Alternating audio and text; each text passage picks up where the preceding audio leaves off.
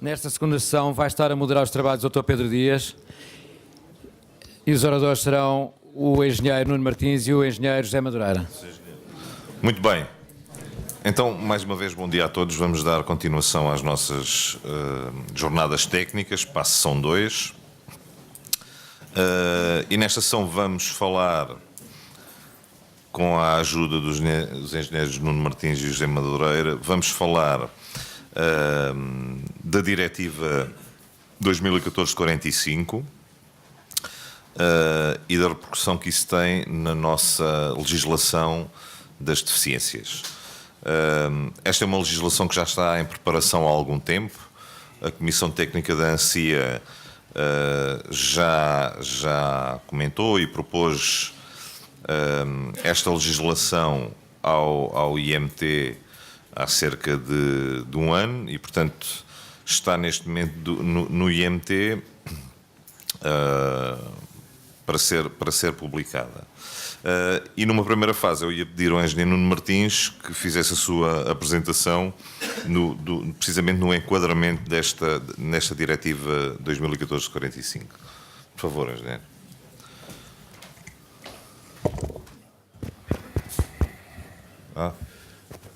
Bom dia a todos. Começo por agradecer o convite que a ANSIA formulou para participar nas suas jornadas técnicas de 2016. Foi-me solicitada uma apresentação da Diretiva 2014-45, que define os requisitos mínimos sobre as inspeções técnicas a veículos para a União Europeia. Fazendo um breve enquadramento, as diretivas 2009-40 e 2010-48 foram transpostas para Portugal pelo Decreto-Lei 144/2012. Verificamos que ainda são necessárias disposições regulamentares para a sua aplicação ao nível dos centros de inspeção em Portugal.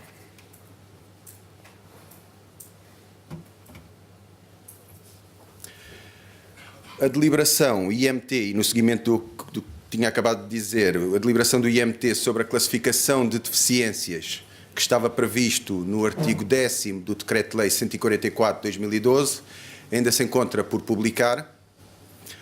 No entanto, existe recomendação da União Europeia, que pode ser tida como referência para o enquadramento dos itens de inspeção previstos no Decreto-Lei 144, ou seja, na Diretiva 2009-40 e 2010-48, para a classificação das deficiências para cada um dos itens. Esta classificação, à semelhança do que acontece em Portugal, é feita a 3 níveis, enquanto que no nosso despacho 5392 tínhamos tipo 1, tipo 2, tipo 3, aqui vamos ter perigoso, muito perigoso, são 3 níveis de classificação. A última versão da classificação das deficiências para a inspeção periódica obrigatória foi publicada no despacho 5392, já de 1999. Este documento prevê que, caso as deficiências detectadas não exista, não esteja prevista, os inspectores adaptem a descrição de uma deficiência existente e que melhor traduza a situação constatada. Deste modo, foi possível aos inspectores, à atividade aos centros de inspeção, classificarem deficiências, entretanto introduzidas, fruto de nova regulamentação, ou seja, regulamentação publicada após 1999.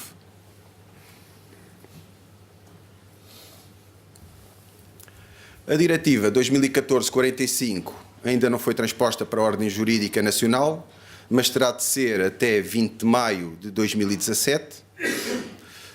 A data limite para a sua aplicação será 20 de maio de 2018. Esta diretiva irá revogar a 2009-40 e a 2010-48, que para Portugal está transposta pelo Decreto-Lei 144/2012.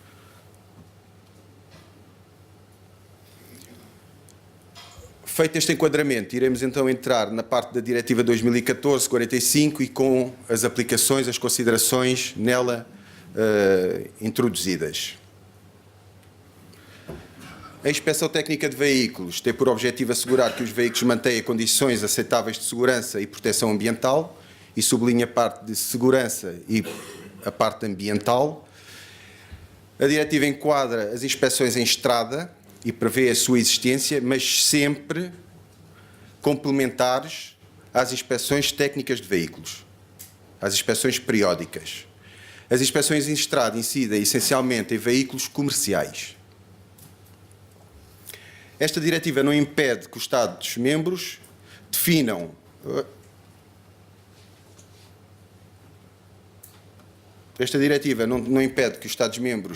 normas de inspeção mais rigorosas, ou seja, define critérios mínimos.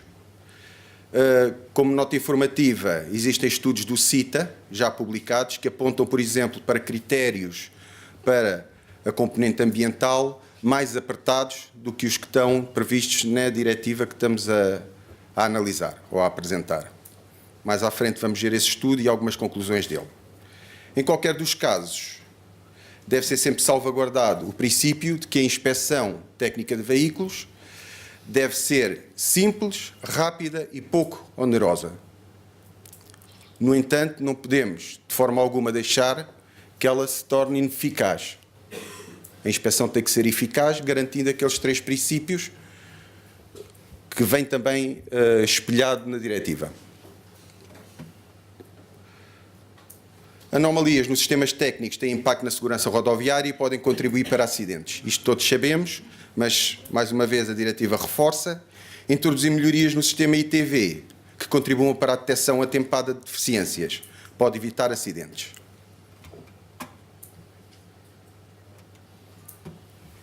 Os veículos com sistemas deficientes de controle de emissões têm maior impacto ambiental e a IPO pode contribuir para a sua detecção e, consequentemente, a correção. Fraude e manipulação são 2 pontos que devem ser da preocupação dos centros de inspeção e da atividade do setor. O ponto 8 prevê que os Estados-membros considerem a adoção de medidas de combate à manipulação e falsificação de componentes.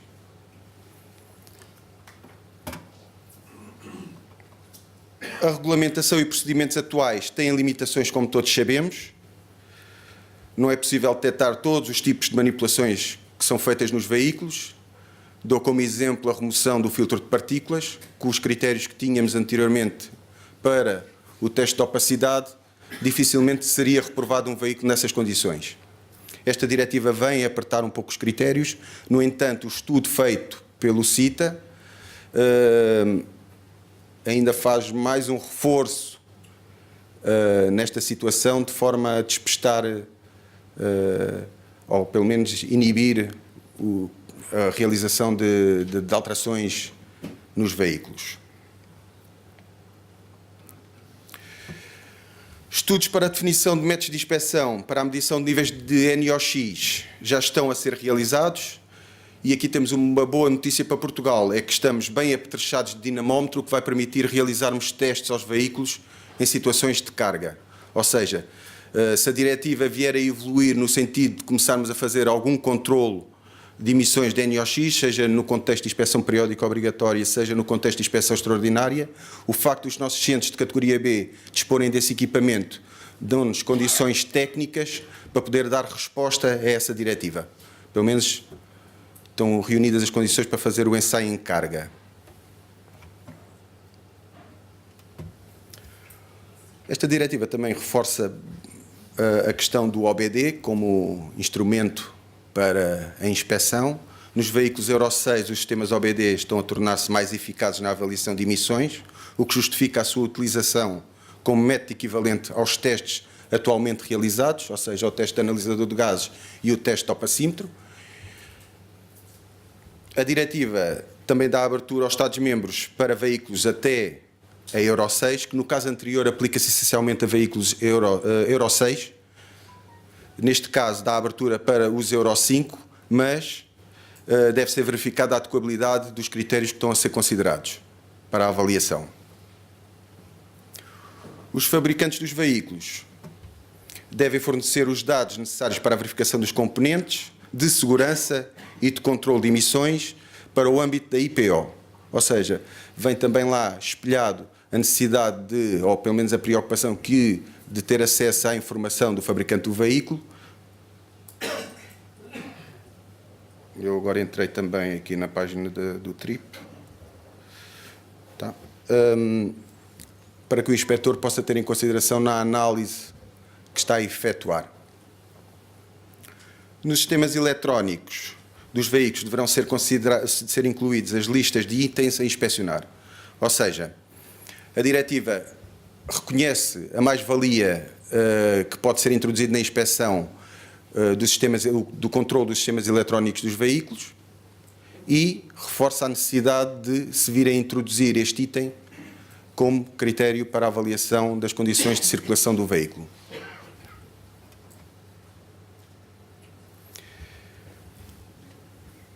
Neste slide pretende-se destacar os níveis, ao nível da União Europeia, a inspeção de sistemas de segurança controlados eletronicamente nos vários países.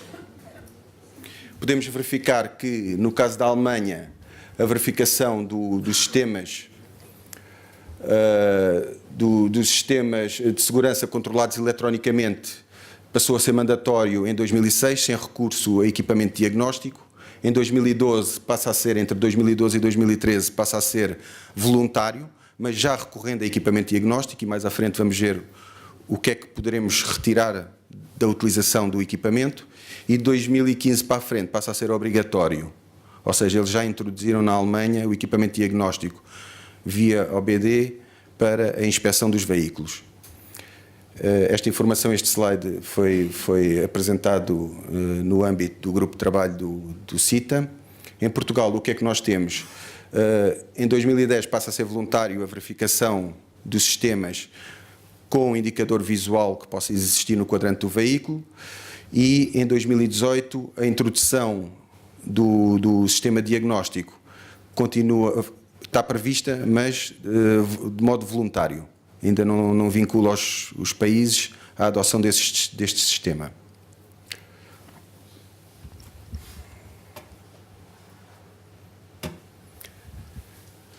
Muitas vezes há dúvidas sobre o que o equipamento diagnóstico pode introduzir como mais-valia na inspeção, e isto, o que eu pretendo com este slide é mostrar que a inspeção pode no futuro evoluir e devemos conhecer quais são as potencialidades que existem, as ferramentas que nos podem auxiliar para um dia mais tarde poder ou não adotar.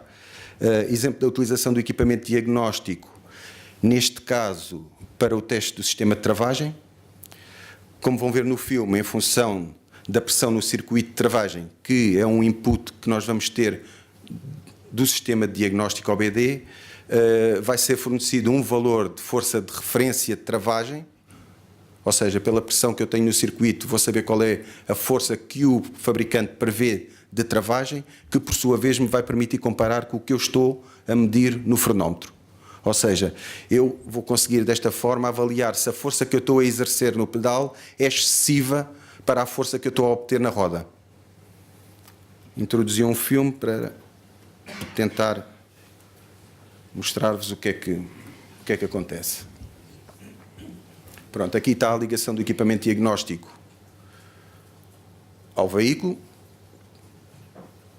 a colocação num frenómetro como existe em todos os centros de inspeção.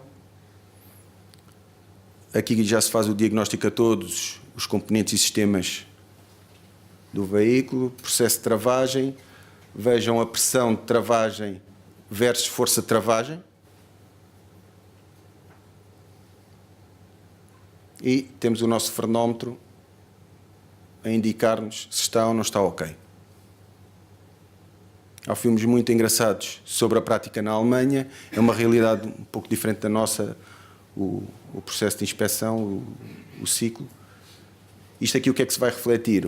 Uma melhor avaliação da eficiência de travagem e o cumprimento das normas de homologação, dos critérios de homologação associados ao veículo, assegura uma travagem eficaz. Uma travagem eficaz reduz o espaço, a distância de travagem. Reduzindo a distância de travagem, eu posso evitar acidentes.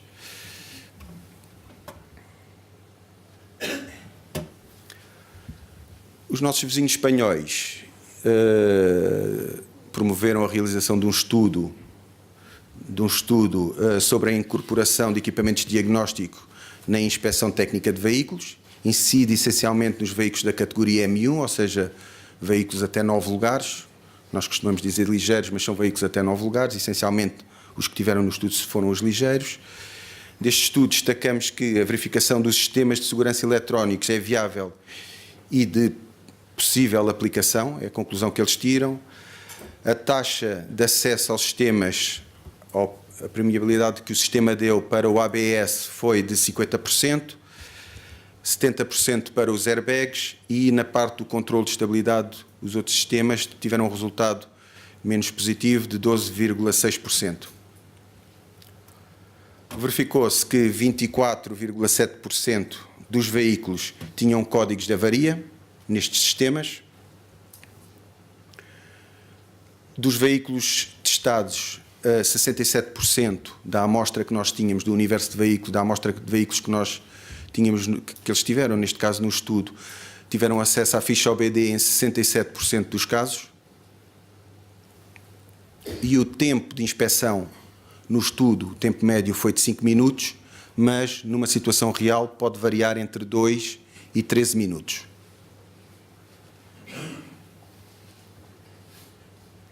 O objetivo de colocar aqui é depois de terem a apresentação, quem tiver interesse pode fazer uma consulta dos pressupostos em que assenta o estudo e acho que nos pode dar importantes indicadores para o futuro.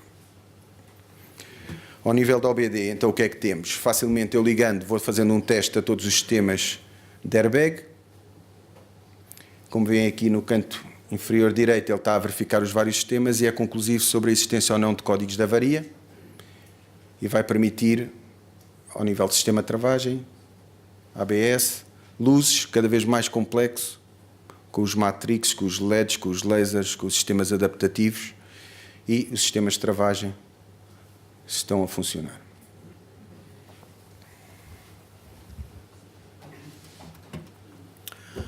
Voltando à nossa diretiva, a responsabilidade do condutor em manter o veículo em condições de circulação vem reforçada na diretiva, porque a inspeção é naquele momento que nós avaliamos o estado adequado para a circulação do veículo.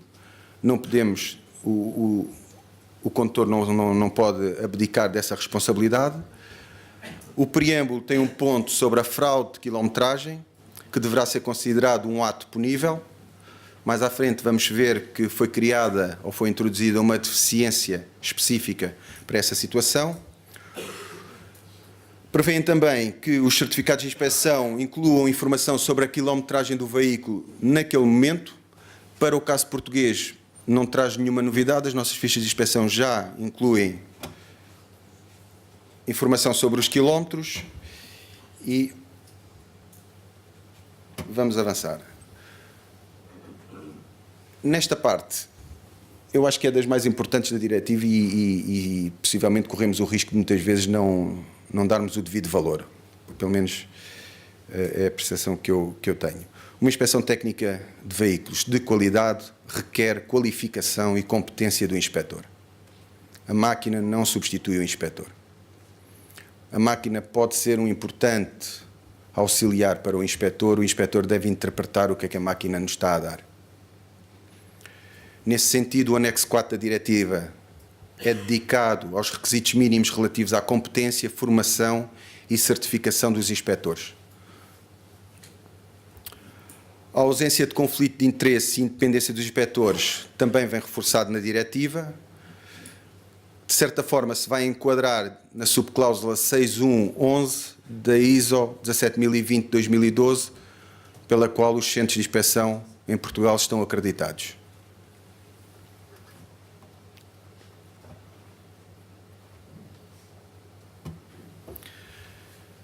Do âmbito de aplicação da diretiva, destaco os veículos de categoria L, com cilindrada superior a 125 cm3 e tratores de categoria T5 com velocidade superior a 40 km/h. No caso dos veículos de categoria L, os duas rodas, os quadriciclos que podem ir depois à nossa área complementar, a diretiva remete à aplicação para 2022. Das inspeções previstas extraordinárias, entre aspas, realço O motivo, mudança de propriedade.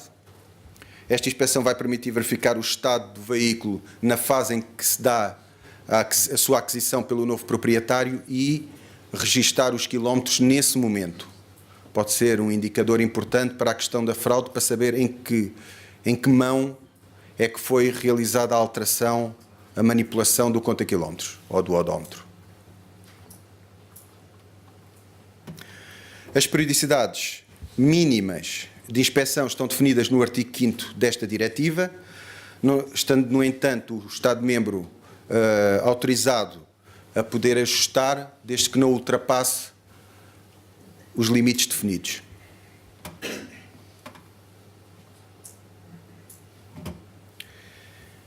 Entrando nos itens de inspeção, métodos e razões de reprovação, bem como a classificação de deficiências, vamos ter, ou pelo menos eu destaquei os seguintes pontos que acho que são mais pertinentes da diretiva. A estrutura da diretiva é em tudo semelhante à que nós temos no 5392. As alterações que eu identifiquei foi na parte de identificação, e é uma questão de pormenor, aqui entra no ponto 0, nós temos no ponto 10, no anexo 10 do despacho 5392.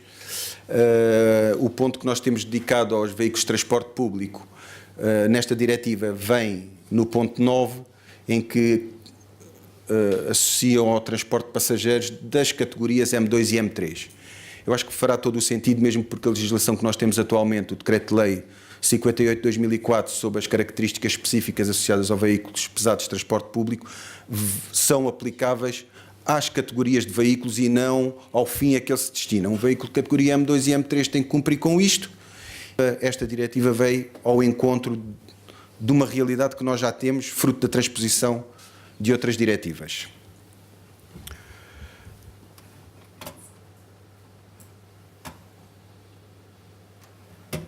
Entrando na parte que possivelmente mais interessa, na classificação de deficiências, o detalhe é significativamente maior que o 5392, introduz bastantes pontos que no passado nós tínhamos que estar, de certa forma, a cruzar informação entre vários centros, ou pedir a opinião de vários centros para ver se harmonizamos o entendimento sobre determinados temas. Estou-me a lembrar dos airbags, que se associavam em muitos dos casos aos pretensores. Vem tudo aqui refletido, apesar de ser necessário depois desmembrar ou trabalhar ou desenvolver cada um dos tópicos, mas o engenheiro Madureira vai falar do trabalho que foi desenvolvido na Comissão Técnica e que, de certa forma, vai auxiliar à operacionalização desta diretiva. As deficiências da diretiva são classificadas em 3 níveis, como eu já vos tinha dito, como acontece com o despacho 5392. Neste diapositivo, neste slide, eu fui buscar ali, também para enquadrar com o engenheiro Alcobia vai falar daqui a pouco, as tomadas de pressão se montadas no veículo, a deficiência para ausência ou se estiverem danificadas ou inutilizadas. Peguei neste exemplo e o que é que nós temos aqui? As tomadas de pressão é aplicável a veículos com sistemas de travagem pneumáticos, porque necessitamos dela para a realização do teste de travagem, tendo por base a ISO 21069, parte 1. É aqui que nós vamos precisar. Para aplicar a ISO, que vamos ver que está referenciada como procedimento de inspeção para calcular a eficiência da travagem, vamos precisar destas tomadas. A sua existência está regulamentada desde a Diretiva 79/489. Atenção que esta diretiva não foi transposta àquela data para Portugal, mas já foi transposta há muito tempo. E nós podemos ver aqui que em 1990, quando fizemos a transposição para Portugal, tanto para novas matrículas, tanto para novas homologações, em 90 e 93 para novas matrículas, da Diretiva 88/194, já estava, de certa forma, a refletir a alteração que foi introduzida pela 79/489. Ou seja, os veículos com homologação europeia em Portugal, pesados, têm todas as tomadas de pressão, que nós, ou pelo menos devem ter todas as tomadas de pressão que nós necessitamos para aplicar a tal diretiva, para fazer a extrapolação das forças de travagem.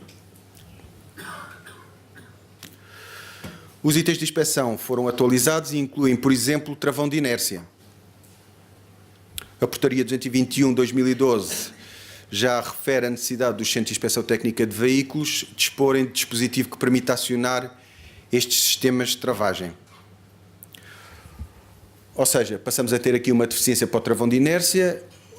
A portaria que regulamenta as características dos centros de inspeção já prevê que existe o dispositivo para acionar o sistema.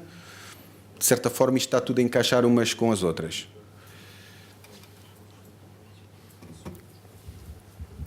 Ao nível de eficiências de travagem, de tudo o que se possa ver mais à frente, que pelo menos a que eu dou maior destaque, é a introdução da deficiência tipo 3 para desequilíbrio de travagem nos eixos direcionais dos veículos, quando a diferença de travagem é superior a 50%. Ou seja, um veículo que no eixo direcional tenha uma diferença de travagem, um desequilíbrio de travagem superior a 50%, tem uma deficiência tipo 3. Esta deficiência tipo 3 é o equivalente pela diretiva a perigosa. Tem que haver aqui depois algum cuidado, porque se estivermos a falar, algum cuidado, quando eu digo cuidado, pelo menos avaliarmos qual é que é a taxa de incidência que isto pode ter nos centros de inspeção na situação atual, para sensibilizar os clientes para o que possa estar a acontecer, porque se estivermos a falar de transportadores e tudo mais, pode levar à imobilização do veículo. Ou seja, ir à inspeção só para ver como é que está e seguir, com o tipo de medições das pressões de travagem são necessárias para a 21.069 e aquela figura ali indica-nos para que é a situação mais fácil e que encontramos em muitos semi-reboques, é que as tomadas de pressão estão ali acessíveis ao inspetor do lado de fora, onde nós acionamos os travões de parque, está lá a válvula onde podemos ligar, fazer a ligação ao frenómetro para fazer a medição da pressão no momento do ensaio de travagem. Eficiências para veículos de categoria L também vêm definidas na diretiva, no entanto não coloquei aqui porque as dimensões da tela são limitadas. E para não vos maçar demasiado. Neste ponto, a diretiva não considera, e aqui peço a vossa atenção porque possivelmente vamos ter que analisar o que é que vamos fazer no futuro, já que vamos fazer a revisão do despacho, dentro de algum tempo vamos fazer uma transposição de uma diretiva, como é que vamos enquadrar isto tudo? A diretiva não considera essencial a verificação do alinhamento das rodas com equipamento ou a realização de ensaio de eficiência de amortecimento, o nosso teste de suspensão. Isto para eles não é essencial. No entanto, os centros de inspeção técnica de veículos em Portugal estão equipados, fruto do enquadramento dado pela Portaria 221/2012 e da anterior, da 1165/2000, estão equipados com ripómetro, banco de suspensão e, no caso dos centros de categoria B, equipamento para verificação ou medição dos ângulos de geometria e direção. Ou seja, temos todos estes recursos, eu não, de forma alguma, acho que se deva fechar os olhos à informação que podemos recolher destes testes realizados. No entanto, eles não consideram essencial e, no caso de Espanha, como exemplo, a avaliação dos resultados de ripagem está sujeita a uma avaliação complementar do inspetor em fossa, nomeadamente para ver se existe folgas no sistema de direção, no sistema de suspensão, uma análise visual ao desgaste dos pneus, se o desgaste é regular, se não é, se é de rolamento, se há arrastamento, se não há arrastamento, se tem lamelas, se não tem lamelas. Ou seja, o resultado do teste de ripagem por si só não é um fator de reprovação. Deve ser um importante, e sublinho importante, um importante indicador para a análise que o inspetor deverá fazer posteriormente em fossa. E aqui tudo o que eu disse no início, da importância da qualificação, da competência, da independência, etc, etc, etc, do inspetor, é aqui que vai de certa forma ser relevante. Porque se eu disser que uma ripagem de um determinado valor não é um fator de reprovação, o inspetor tem que ter a competência técnica para justificar o porquê de, com aquele valor de ripagem, não ter atribuído determinada deficiência. Não é fechar os olhos ao resultado que temos.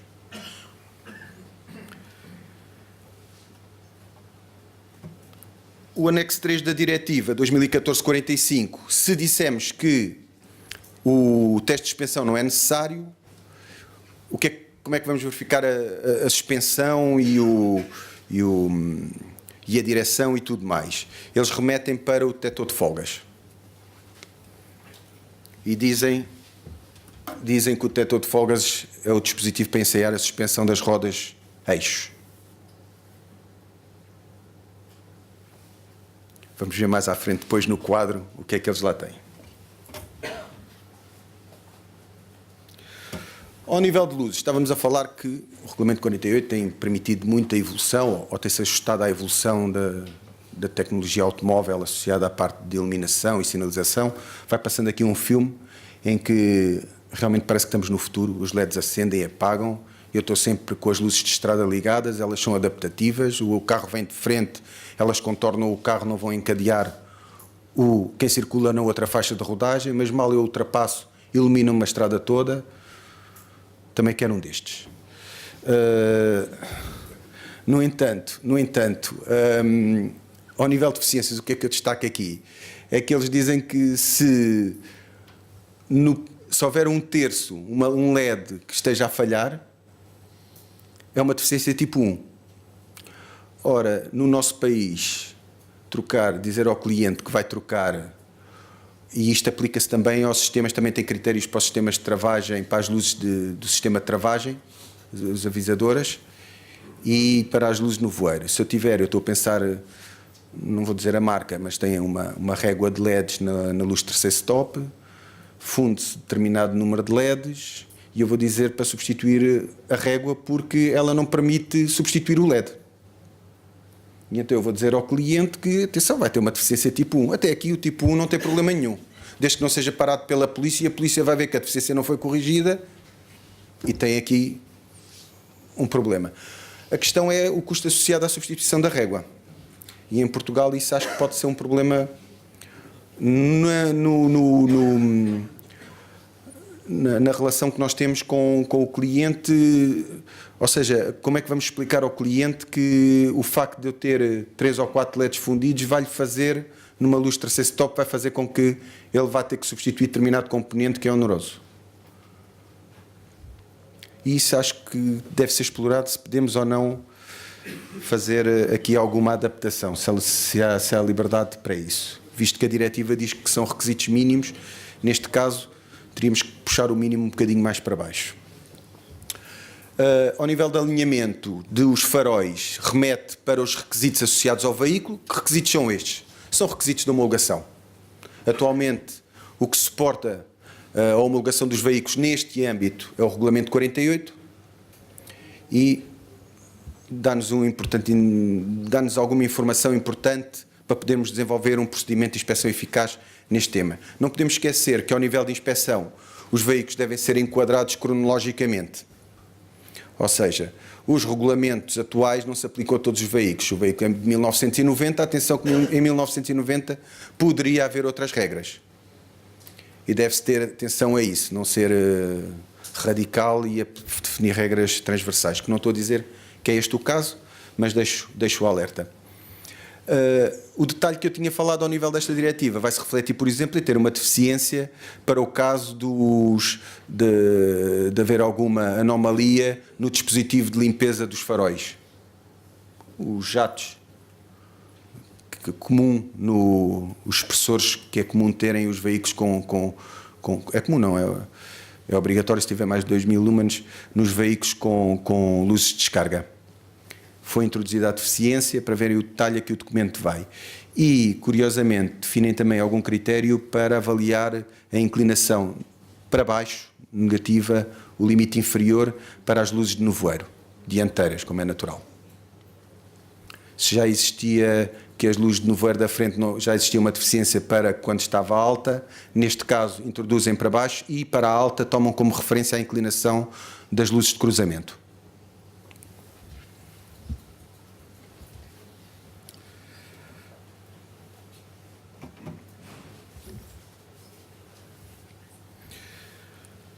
A diretiva inclui a verificação de airbags, que no passado tínhamos que associar às deficiências existentes e, volto a repetir-me, por exemplo, aos pretensores. Para o conta quilómetros, odómetro, passa a existir deficiências para situações de clara manipulação, fraude. Quanto ao ruído, remete para a avaliação do inspetor, sendo que, se estiver próximo do limite, deve ser realizada uma medição estática. Nem poderia ser de outra forma, a dinâmica teríamos que ter uma pista e para a nossa realidade teria que ser a estática. Mas, na diretiva, a interpretação que eu faço é que não teríamos que fazer em todos os veículos, só nas situações em que tínhamos dúvidas. E que eu acho que é razoável. Qualquer alteração que o inspetor tenha a percepção necessária para avaliar. Vamos entrar na parte de emissões poluentes. E aqui o que é que temos nas emissões de gases para veículos de ignição comandada? Não há alterações face ao definido no Decreto-Lei 144 de 2012, que não quer dizer que não haja em relação ao despacho 5392. A diretiva permite recorrer à leitura da OBD como alternativa ao teste com analisadores de gases, por se estar a tornar cada vez mais eficaz na avaliação de emissões. Isto para a Euro 6. Para a Euro 5, com algumas ressalvas. No entanto, vamos cruzar com outro estudo que eu vos vou apresentar, ou que vos vou dar a conhecer, espero, sobre este tema. Ok. E estávamos na gasolina, agora passamos para o diesel. E neste caso a verificação dos veículos inclui inspeção visual ao sistema de escape para detectar eventuais alterações. E aqui nem sempre é fácil ou não é fácil a remoção dos filtros de partículas. Ao que sei, é bem feito e visualmente não. Ele continua lá, a carcaça por dentro é que as alterações são feitas. E a reprogramação da unidade também é feita para não dar um código de avaria no quadrante. Isto é o que me fiz, a informação que me chegou. O critério indicado na chapa de construtor. E isto não sei se... Aqui é que acho que traz que já estava de trás, já existia. O critério indicado na chapa de construtor deve ser considerado pelo inspetor na avaliação dos resultados dos testes. E o critério é esta chapa de construtor, habitualmente verificada em inspeção, mas não seja por causa dos pesos, o peso bruto do veículo e os pesos por eixo, indica-nos o valor de opacidade que o fabricante tem definido para aquele veículo. E só se a informação do fabricante não estiver disponível, se deverá aplicar os critérios que foram previstos na linha B. Aqui está uma certa montagem da tabela da diretiva para caber tudo, mas na prática temos ali a linha A, com deficiência tipo 2, e depois remete para a linha B, onde estão critérios definidos logo à partida, transversais. Está também autorizada a utilização do leitor da OBD como alternativa ao teste de opacidade para a Euro 6. O que me chega dos inspectores e de algumas inspeções que eu tenho testemunhado é que os veículos com filtro de partículas, os mais recentes, o que acontece é que o inspetor realiza o teste com carga máxima, ou seja, atinge o regime de rotação máxima, cumpre os procedimentos todos e o opacímetro dá zero. Continua com zero. Por isso, o teste de opacidade, nesta altura, para estes veículos mais recentes, se fosse complementado com o OBD, pelo menos avaliar se traz valor acrescentado ou não. Se devemos adotar ou não relação custo-benefício. Estudo realizado pelo CITA sobre teste de emissões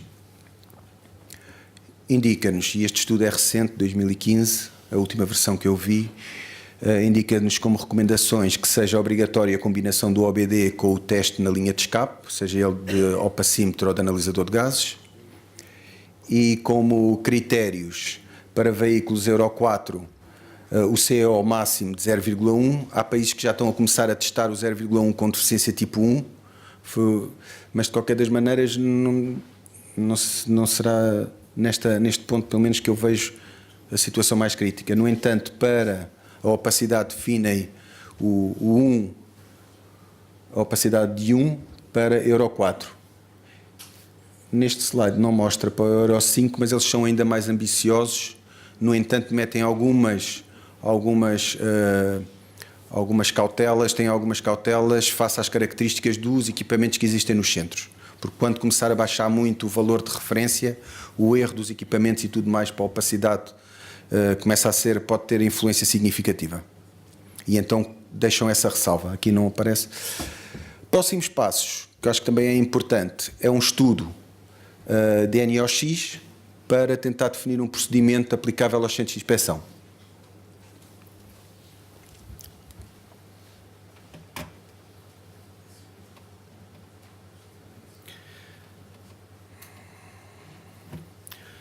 Para terminar aqui, para passarmos para o seguinte, estamos quase no fim, as conclusões que existem destes estudos são suportadas em baterias de testes que são realizadas.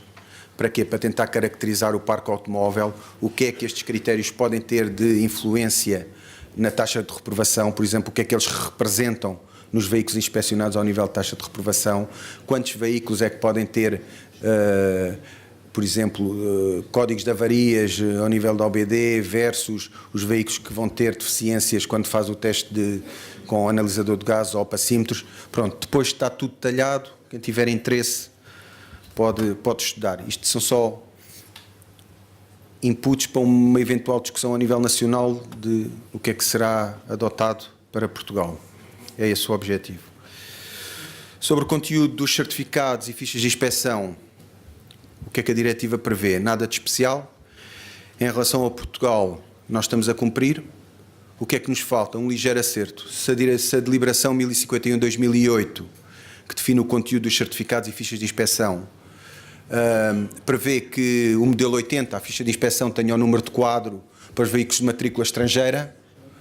Em relação ao que está previsto na diretiva 2014/45, é só fazer uma ligeira alteração e riscar a matrícula estrangeira. E passa a ser número de quadro em todas as fichas de inspeção e cumprimos com o anexo 2 desta diretiva. Não estamos mal. Temos a informação dos quilómetros, a identificação do centro, a identificação do inspetor. Está lá tudo. Este quadro inclui a informação do equipamento mínimo de inspeção por categoria de veículo. O que é que nós temos aqui? Temos dispositivo para medir a profundidade do piso de pneus, destaco, em que na nossa portaria 221 está como opcional, o OBD, que na nossa portaria também está previsto, mas está a aguardar deliberação, porque e com toda a razão, se não vamos utilizar, não faz qualquer sentido estar a adquirir qualquer sistema. Isto é daquelas coisas que têm que ser no momento em que se decide. E fazendo aqui também um ligeiro desvio, na Alemanha existem equipamentos dedicados para os centros de inspeção, mas foram adaptados. Foi reunida informação, tem seletores que vai permitir adaptar às várias marcas, há um trabalho de base que depois permitiu que o setor, pelo menos da informação que me chegou, permitiu que o setor avançasse, reduzindo os custos pelo efeito de escala, estando ajustado para não termos uma grande influência no tempo de inspeção, não pesar muito o tempo de inspeção, etc. E aqui a tabela, isto aqui é só um extrato, este quadro que nos dá é todos os equipamentos que vamos utilizar para cada uma das categorias de veículos, no mínimo, para a realização da inspeção.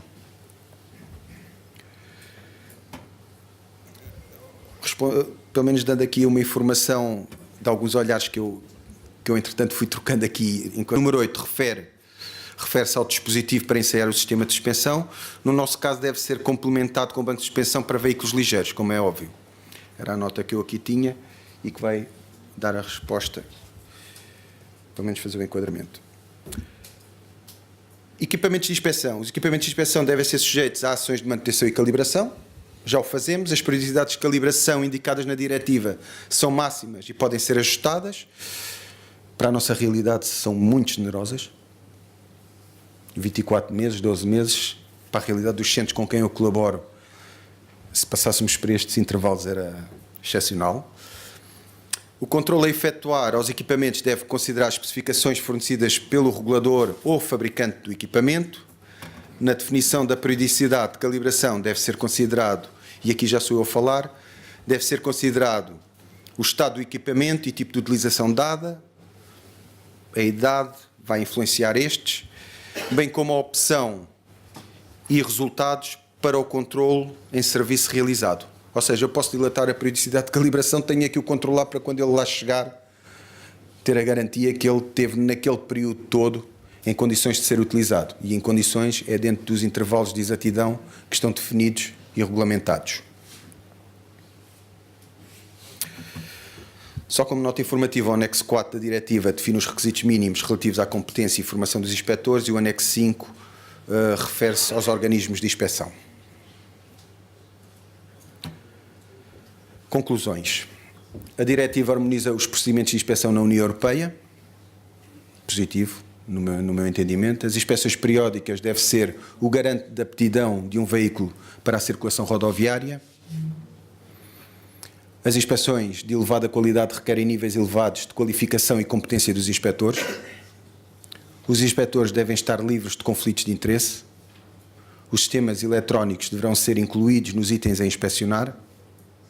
Deverão ser adotadas medidas apropriadas para evitar a manipulação e falsificação de peças e ou componentes do veículo. Os Estados-membros deverão estar autorizados a definir normas de inspeção mais rigorosas. Fico à disposição para alguma pergunta que pretendam colocar. Agradeço já a atenção dispensada. Muito obrigado.